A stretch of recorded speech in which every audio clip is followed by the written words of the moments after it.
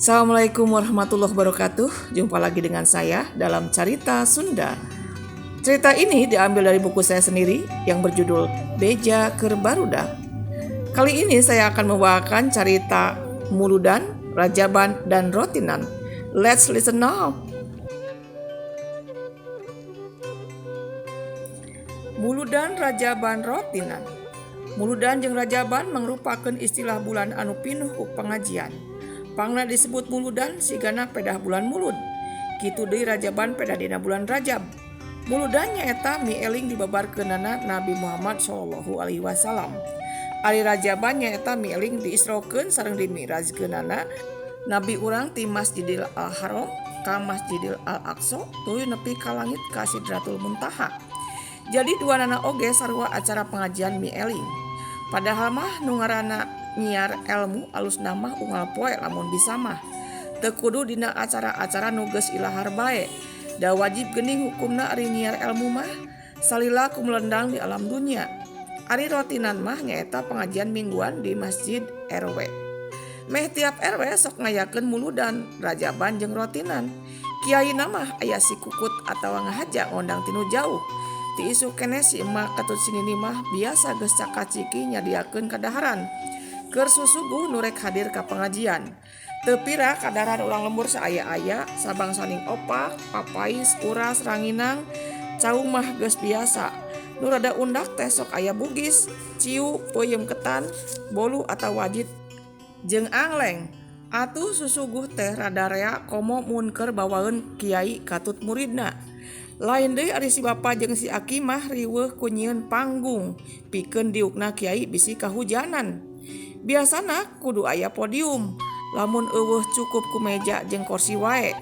Pikeun nyaangan cukup ku nyeungeut patromak wae sababaraha hiji. Nu ngaranna minyak tanah sapertos jeung kaosna teh barang mewah. Unggal imah mah cukup ku nyeungeut cempor, damar, umpleng atawa tebeng. Nyeungeut patromak teh bulan kali. Eta we airek aya dulur atawa ngariung nyawalakeun acara. Biasana muludan, Rajaban jeung rotinan diayakeun ti peuting. Di sore keneh kaset kasidahan atawa ngaji geus disetel make sapeker. Eta ciri yen bakal aya muludan atawa Rajaban.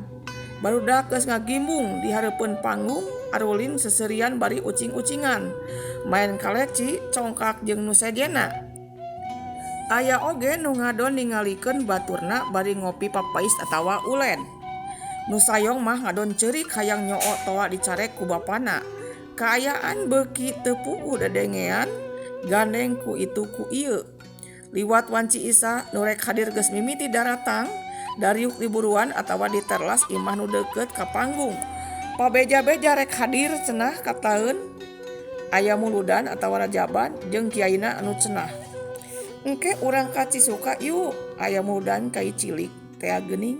Uing hayang nyaho sagede kumaha jelemana. Nu saurang ngomong ka baturna, "Deuh abuh boga bebene di dinya meuni haget," jawab baturna. "Ih lain kitu, bebene mah nomer." Bari seuri manehna mesem.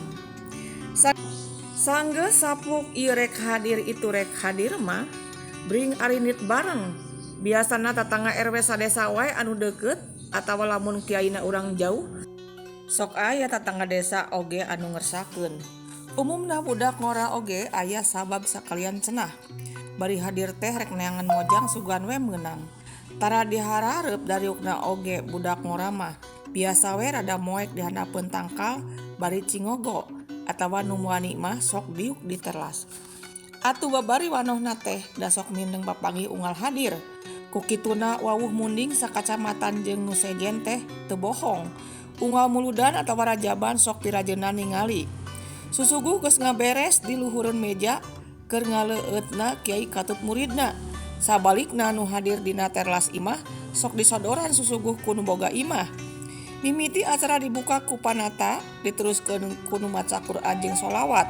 Geus beres acara dituluykeun ku sambutan ti RT jeung kuwu. Geus kitu mah bagian kiai dakwah nyaritakeun sajarah Kangjeng Nabi Muhammad sallallahu alaihi wasallam. Aya rasa keselna mah mun ngahadiran muludan atawa Rajaban teh nyaeta lamun geus parade sambutan jiga balap pidato. Giliran kiai beda-beda parbawana teh. Aya kiai lamun dakwah teh matak tunduh, Aya deui nu pikaseurieun kadang-kadang dibarengan ku cawokah. Jarang kiai anu matak nyerep kana ati mah. Merenduh kacan nepi ka hadirin hidayah teh da hatena tareuas keneh. Nu pasti mah bari ngadengikeun nu dawah bari ngopi ngarah teu tunduh. Atuh lagu lekasan acara kadang dibere hancengan kadang henteu. Lain deui jeung kiai katut muridna sok aku tuang heula bisi kuah bekah cenah. Beda ti Muludan jeung Rajaban anu sataun sakali, rotinan mah sabulan sakali. Rotinan ngawengku sa RW. Tempatna di masjid gede peranti jamaahan. Bada isa rotinan geus dimimitian ampir sarua jeung Muludan atawa Rajaban intina mah dakwah. Ngan aya bedana, rotinan mah tara aya sambutan langsung wae dakwah. Kolot budak awewe lalaki sok araya hadir ke masjid.